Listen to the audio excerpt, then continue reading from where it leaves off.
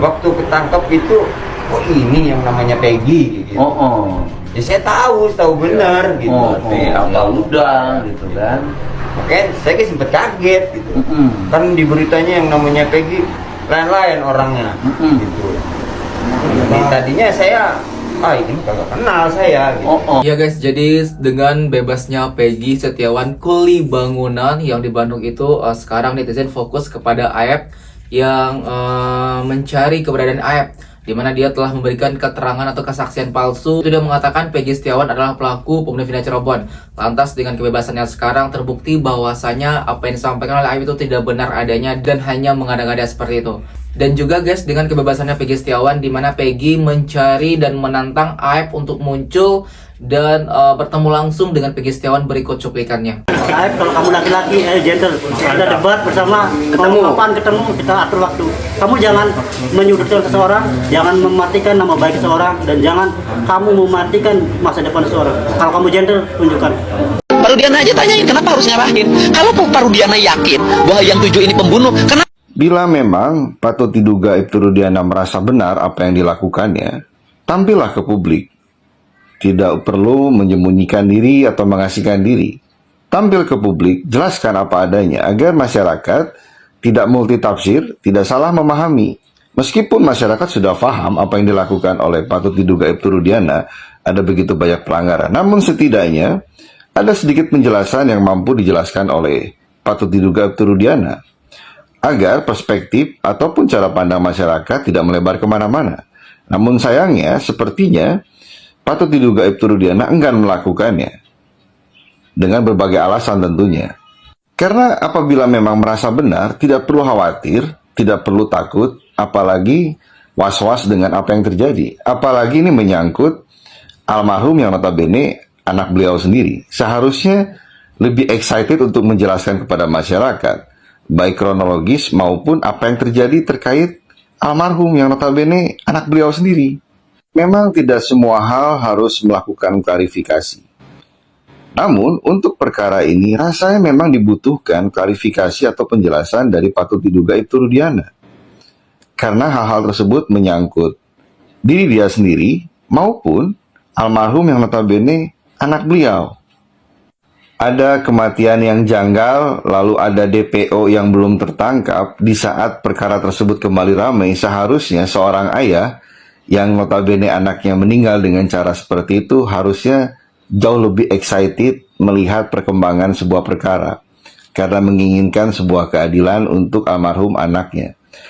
Namun hal tersebut malah bertolak belakang dengan yang dilakukan dan disikapi oleh patut diduga Ibtu Rudiana. Rasanya sebuah anomali yang sangat-sangat aneh. Bahkan bila beliau yakin dengan apa yang dilakukan selama ini adalah sebuah pembenaran layaknya ayah melihat kematian anaknya, minimal ada penjelasan kepada masyarakat, ada klarifikasi kepada masyarakat, agar tidak multitafsir, tidak salah memahami, meskipun ada cara-cara yang mungkin salah. Namun apa yang terjadi malah sebaliknya. Seolah-olah tidak terjadi apa-apa, enggan untuk menyampaikan apapun, hingga pada akhirnya ada begitu banyak hal-hal yang direspon oleh masyarakat, ada sebuah keanehan yang dilakukan oleh patut diduga Ibtu Rudiana. Dengan diamnya patut diduga Ibtu Rudiana dan lain sebagainya, hal tersebut menimbulkan gejolak di masyarakat, menimbulkan tanda tanya yang cukup besar di masyarakat. Ada apakah dengan patut diduga Ibtu Rudiana?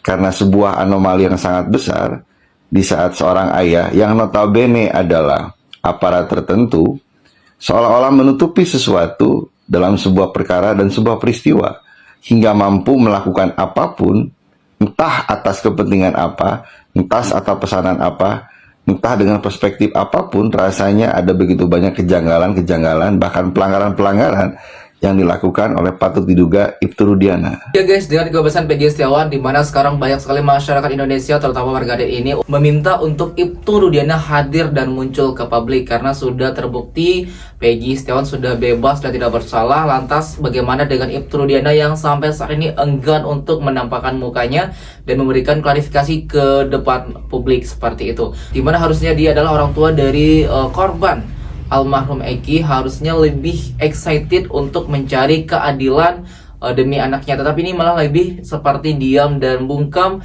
dan tidak mau membuka kasus ini kembali. Ada apa? Tentunya hal tersebut menjadi janggal dan patut dipertanyakan. Hal tersebut juga yang membuat netizen bertanya apakah ada keterlibatan dari ayah almarhum Eki ini dalam kasus Vina Cirebon, atau memang dia ingin menutup kasus ini begitu saja seperti itu. Ya selain itu saya pernah dipukul bagian mata sini. Mas Anan masih pernah lihat, Ibu Yanti pernah lihat, saya tunjukin. Salah satu yang apa, penguasa gedung itu sepertinya itu. Yang Penguasa, tahanan. Bukan, yang itu yang di penyidik, yang di daerah penyidik itu apa, yang ibaratnya yang penguasa apa, ibaratnya yang inilah polisi lah ibaratnya. Kenapa sampai dipukul waktu itu? Saya kurang tahu itu. Ya, Ya mungkin nanya dulu kah atau langsung mukul gimana? ya mereka bilang ya bahwa saya pembunuh gini. Ya mereka bilang saya nggak punya hati nurani, yang melakukan saya gitu aja. Oh, nah kamu jawab, kamu nggak melakukan? Saya tidak menjawab karena saya merasa dia bersalah, saya diam aja. Ya guys, jadi di sini Peggy Setiawan menceritakan kembali saat dia dalam tahanan, bahwasanya dia pernah mendapatkan perlakuan kasar dalam tahanan. Dia juga mengatakan bahwasanya dia hanya diam dan tidak melawan karena dia merasa tidak bersalah seperti itu. Hoi, ayep, sia mata kaki. Tuh diajakan panggil sia ku si Peggy Setiawan, jelema anu dituduh ku sia cenah ge terlibat dina kasus Vina Cirebon. Wani henteu sia manggihanana, ha? Sakira-kirana si henteu wani manggihan si Peggy Setiawan, enggeus eureun si ayep jadi lalaki, enggeus ulah jadi lalaki deui sia mah sapedaheula tuh ah. Iya guys, dengan kebebasan Peggy Setiawan sekarang banyak mata tertuju dan curiga kepada Aep, di mana Aep adalah seorang saksi yang sempat mengatakan bahwa dia melihat ada Peggy Setiawan Kuli Bangunan pada saat kronologis kejadian Vina Cirebon. Sedangkan sekarang dia sudah bebas dan terbukti tidak bersalah. Lantas bagaimana dengan Aep dan di mana keberadaannya? Apakah dia bisa mempertanggungjawabkan kesaksiannya pada waktu itu yang mengatakan dia melihat Peggy secara langsung, sedangkan Peggy terbukti resmi tidak bersalah? Semoga saja kalau memang Aep ini memberikan informasi atau keterangan palsu, dia bisa diusut tuntas dan ditangkap juga seperti maunya netizen, bahwasanya sekarang itu banyak yang curiga atas keterlibatan Aep. Assalamualaikum warahmatullahi wabarakatuh. Ya, untuk kali ini saya membuatkan video tentang siapa si Aep. Ya, pertama-tama itu kenapa saya nggak gubris si Aep ya? Karena saya menunggu itikat baiknya untuk menarik pernyataannya dia sebagai saksi, ya kan? Nah, karena konten kreator atau seperti Uya Kuya juga udah menelisik bagaimana kesaksian Aep itu benar atau tidak, dan banyak kejanggalan kan. Nah, kali ini saya ingin bahas siapa Aep itu, kenapa Aep bisa tahu semua, apakah benar yang diketahui itu sesuai dengan penglihatan dia. Oke, yang pertama, Aep setelah saya lacak ya, setelah saya analisa, dia itu ternyata peliharaan dari buzzer. Lalu kenapa dia menunjuk kepada terpidana yang sekarang menjadi tumbal ya?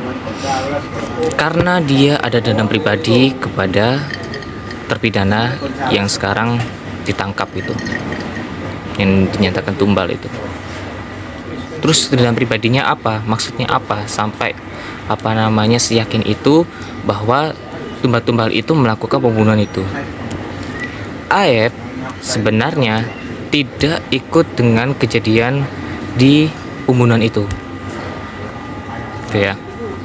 Dia memanfaatkan kesempatan ini untuk balas dendam karena dia pernah digerebek saat melakukan mesum. Itu, melakukan mesum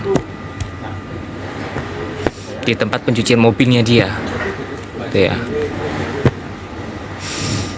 Jujur saya saya nunggu si Aep untuk itikat baik ya, itikat baik menarik pernyataannya bahwa dia itu berbohong, tapi tidak kunjung dilakukan. Video ini akhirnya saya buat gitu. Jadi Aep ini tidak sama sekali ya mengetahui kejadiannya bagaimana, dia tidak mengenal pelaku itu kayak gimana. Jadi Aep ini melaporkan kepada buzzer lalu melaporkan kepada Ibtu Rudiana.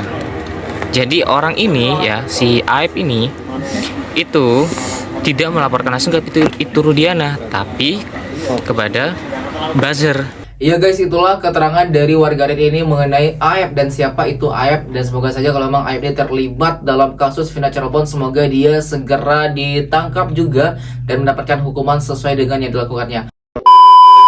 Guys, itulah beberapa informasi mengenai kasus Vina Cirebon, Peggy Setiawan, dan Aib.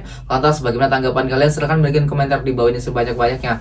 Kami dari YouTube Biasa TV mengucapkan terima kasih dan sampai jumpa.